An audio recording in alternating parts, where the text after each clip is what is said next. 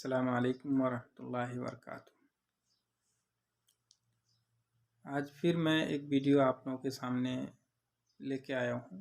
Family members में property विषय में कुछ बातें हैं।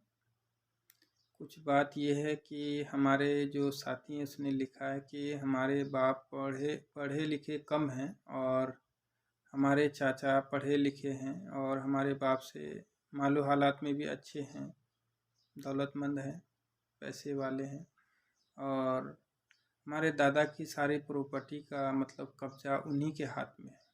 पढ़े लिखे हैं और वो सारा प्रॉपर्टी को उसी के अंडर में वो अपने अंडर में डाल रखा है।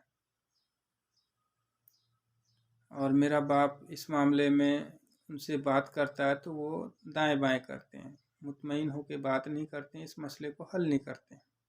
मेरे भाई, आपकी बात, आपकी सवाल बड़ी अच्छी है और अच्छी बात है, अपने हक की बात करनी चाहिए। आपका सवाल जो है थोड़ा मुझे लग रहा है कि सीरियसली इसलिए है कि भाई आप देखिए, ये आपका फैमिली मैटर है।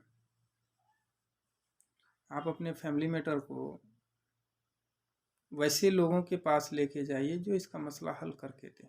वैसे लोगों के पास लेके मत जाइए जो इस मसला को आपके ऊपर और भी बढ़ा चढ़ा के डाल दें। आपको इतनी अकल समझ तो होगी कि ये मामला क्या है और इस मामले को किसके सामने लेके जाना चाहिए, मामला का समाधान, मामला हल कहाँ से होगा। ठीक है, मेरी ये बात आपको समझ में आ गई होगी, पहली बात। दूसरी बात ये है कि भाई अगर मान लीजिए आपके दादा को 4 लड़का था तो जब हिस्सा होगी, अगर मान लीजिए 4 बीघा ज़मीन है तो चारों लड़के के ऊपर जाएगी ना, कि नहीं एक लड़का 3 बीघा ले लेगा, एक लड़का 1 ही बीघा लेगा? नहीं होगा ना। 1-1 बीघा करके अगर डिवाइस करे तो 4 बीघा जाएगा ना। तो वो शख्स जो अगर 3 बीघा लेके बैठा हुआ है तो आप लोगों को अगर क्षमता है पूछने की, समझने की, तो उनसे बात कीजिए, उनसे पूछिए कि आपने ऐसा क्यों किया। लड़ाई झगड़ा मत कीजिए, उनको अपने समाज को लेके बैठिए, उनसे पूछिए। अगर आप वो भी नहीं कर सकते हैं तो अपने घर पे अपने गार्जियन को लेके उनके साथ में वैसा मशवरा कीजिए, उनसे पूछिए कि आखिर आपके पास में इतना, मेरे पास में इतना क्यों है।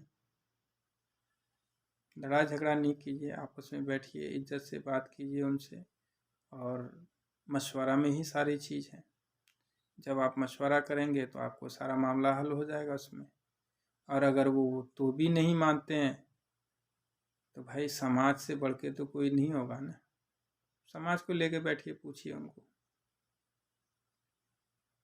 हक, आपका हक जो है, लोग बोलते हैं ना हक और हुकूक की बात कीजिए। कुरान कहती है ना कि अगर आपको कोई मारे तो मारो, कुरान का ये शर्त है ना। अगर आप बर्दाश्त कर सकते हैं तो कर लीजिए, अल्लाह आपके लिए काफ़ी है। अगर आप नहीं कर सकते हैं तो आपका हक है, इसमें कोई गुनाह नहीं है आप पर। अगर आपके अंदर क्षमता है उस चीज़ को हासिल करने की तो आप कीजिए, नहीं है तो फिर अपना भाईचारा को ख़राब मत कीजिए। और भाईचारा तो भी बना के रखिए, नहीं मिले तो भी और मिल जाए तो भी। और अपने उन बड़े पापा से, अपने उन चाचा से पूछिए, बोलिए कि अगर हम पढ़े लिखे नहीं हैं तो क्या हमारी प्रॉपर्टी आप खा जाएंगे?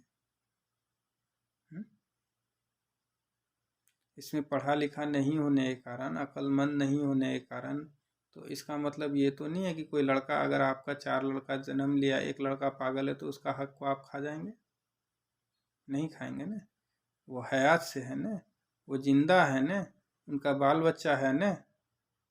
अगर वो मान लीजिए पागल ही है लेकिन वो हयात से है, हयात से नहीं है, अगर मान लीजिए वो शादीशुदा है, बाल बच्चेदार है, तो उसका हक उसका बाल बच्चे पर जाएगा। आप कौन होते हैं भाई खा जाने वाले? क्या मतलब बनता है? कोई मतलब नहीं बनता आपका। और नहीं बनता तो फिर जिसका जो हक है वो लीजिए उनसे, उन मतलब इसमें कोई गुनाह नहीं है।